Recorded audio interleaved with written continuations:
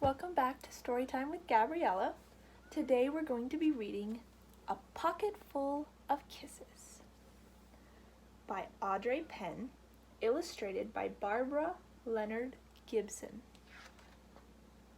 And this is the second one this is the sequel to The Kissing Hand, which is a really great book. And if you haven't read it before, you should read it because it's really good.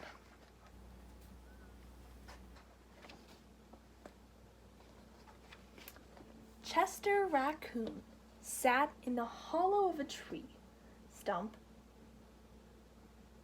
Chester Raccoon sat in the hollow of a tree stump and pouted.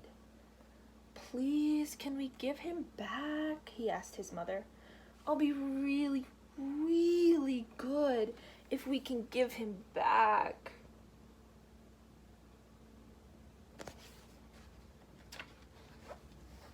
Mrs. Raccoon smiled tenderly. "You're already really, really good, Chester. But I'm afraid no matter how good you are, we can't give him back. Besides, I thought you liked having a little brother." "I did like it at first," admitted Chester, "but now he plays with my toys and swings on my swings and reads my books. Then he pulls my tail and talks to my friends and follows me everywhere I go."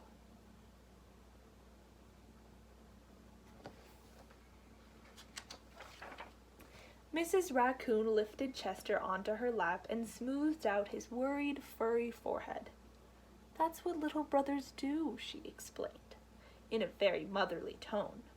"It's no different than sharing the woods or sharing the stream or sharing the food we find. Ronnie wants to be just like you."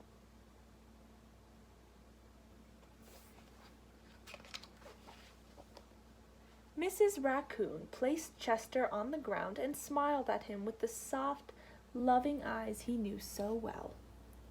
"I think someone needs a kissing hand," she said in a voice that was warm and inviting. She took Chester's hand in her own and spread open his tiny fingers into a fan.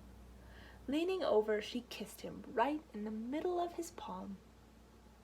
Chester felt the warmth of that kiss rush from his hand up his arm and into his heart.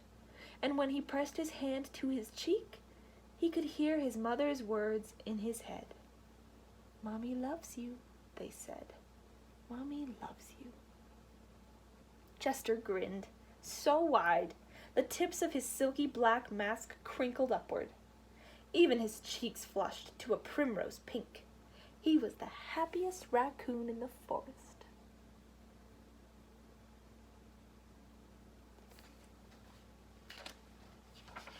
Then, in the blink of a moment, all the joy went out of the little raccoon. His pink cheeks paled, and a stream of tiny hot tears fell like spring rain down his sad little face. Even his silky black mask drooped as he watched his mother reach down, take Ronnie's hand in her own, open his tiny fingers into a fan, and kiss his brother right in the middle of his palm.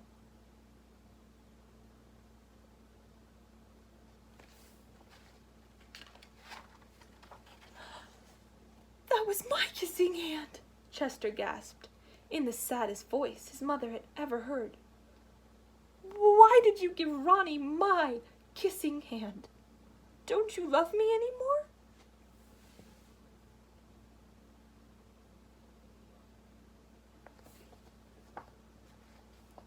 "Oh, Chester," Mrs. Raccoon said, "of course I love you." "Then how come you gave the baby my kissing hand?" asked Chester.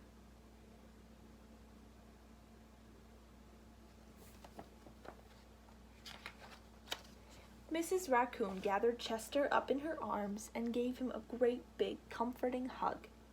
"I would never give Ronnie your kissing hand," she assured him gently.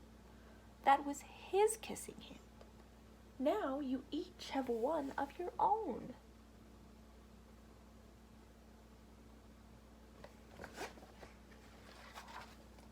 Chester wiped away his tears and settled in his mother's lap. If you give both of us kissing hands, won't you run out?" Mrs. Raccoon laughed. "Would you like to hear a story?" she asked Chester. "About kisses?"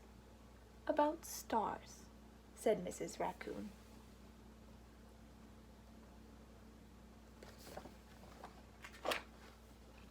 Every night, just before the sun goes down, it reaches out with its rays and touches every star in the universe. One by one, the stars light up and shine down on us. Even on nights we can't see the stars, they're up there sparkling away. No matter how many stars fill the sky, the sun will never run out of light, and its rays will never stop reaching them. That's the way it is with kissing hands. When somebody loves you, their kisses are like the sun's rays, always there and always shining. No matter how many kissing hands I give you and Ronnie, I will never, ever run out.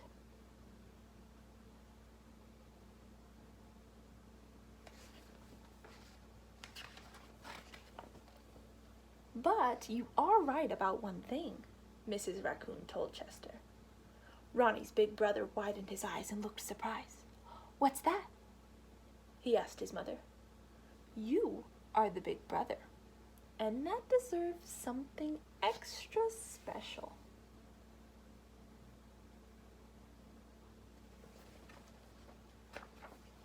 Mrs. Raccoon put Ronnie on a swing, then took Chester's right hand in hers and spread open his tiny fingers into a fan. Leaning over, she kissed him right in the middle of his palm. "That kiss is for your pocket," she told him. "Take good care of it and keep it as a spare. You never know when a big brother might need a little extra care."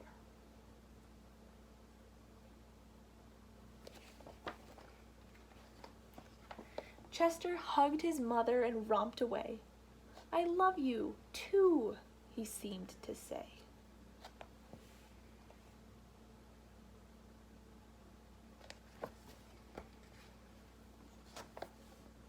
The end.